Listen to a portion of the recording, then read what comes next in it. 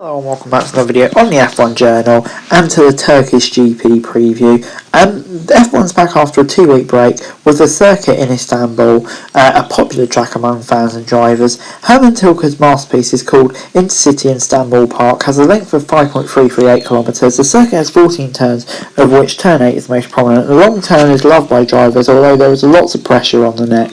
In 2005, the Turkish circuit was used for the first time during the Turkish Grand Prix. The race was an instant success, with Kimi Räikkönen winning, followed by title rival Fernando Alonso. However, the track would become the domain of Felipe Massa, who took pole and victory in every single race between 2006 and 2008, and is the current record holder at Turkey. Although drivers and fans were crazy about this circuit, it soon disappeared from the F1 calendar after 7 races. The organisers pointed at the high prices Bernie Ecclestone asked for a race, but the Ecclestone pointed at the low revenues Turkey managed to generate. After a long absence, the Turkey Grand Prix came back into the picture in 2020. The Turkish organisation was open to a claim on temporary place on the calendar during the coronavirus season. It was an instant success, although there were many complaints about the new tarmac. The race was a huge spectacle. Lance Stroll took pole and Lewis Hamilton won his 7th world title there. The Turkish Grand Prix would have been held earlier in 2021, but the circuit was initially supposed to replace the Canadian Grand Prix. However, Turkey was on the UK's red list as well, making it impossible for F1 to race there.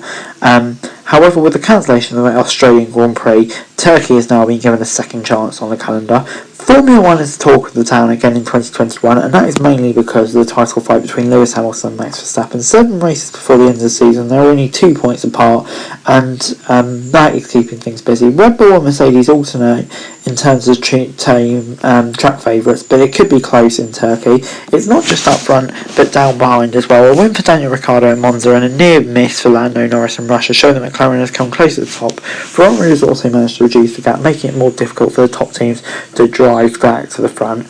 Like last year, the 2021 edition could see rain during the race weekend.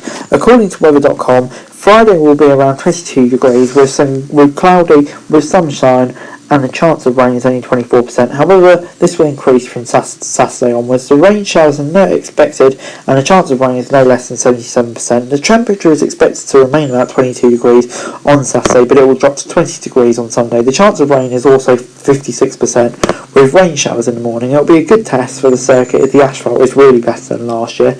Although Formula 1 and the organisation claim that the circuit has been improved to have more grip, it will not be a circuit with lots of grip. That means, especially in the technical sector, that the mechanical grip of the car is essential.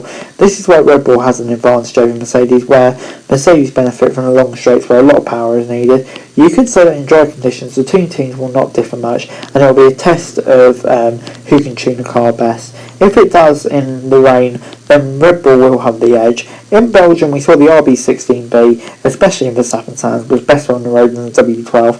If it rains, Mercedes might also choose to give Hamilton a new engine, which is the current rumour. In that case, it will be up to Verstappen to win the race and hope that Hamilton doesn't pull the same stunt as him, getting on the podium.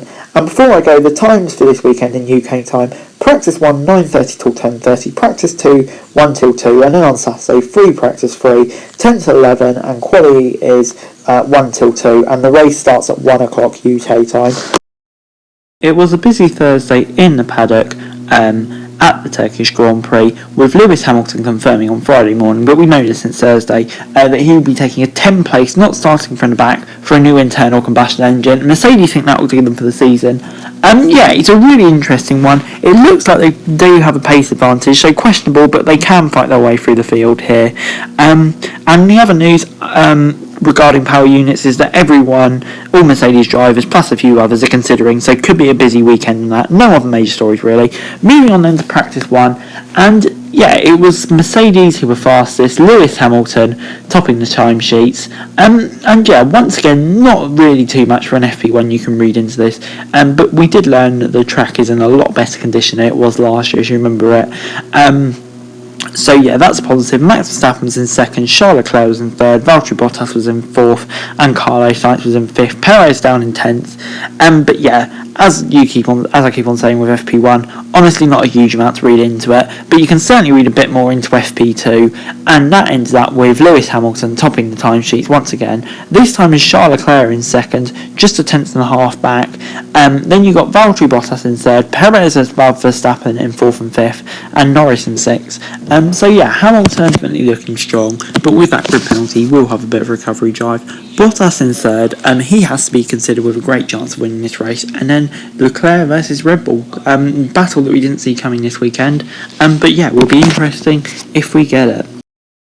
Before I go, my prediction for this weekend is as follows. I do think Hamilton will take the engine penalty. I've just got a feeling he will, and that means I'm going to say pole and win for Verstappen. If he does, it should be an easy win for him. Although we said that about Hamilton last time and it wasn't so easy. Second, I'm going to go Bottas. He just seems to have the advantage over Perez at the moment. And third, I'm going to go Hamilton. I'm going to say he's going to pull off a miracle comeback like Verstappen did last time out.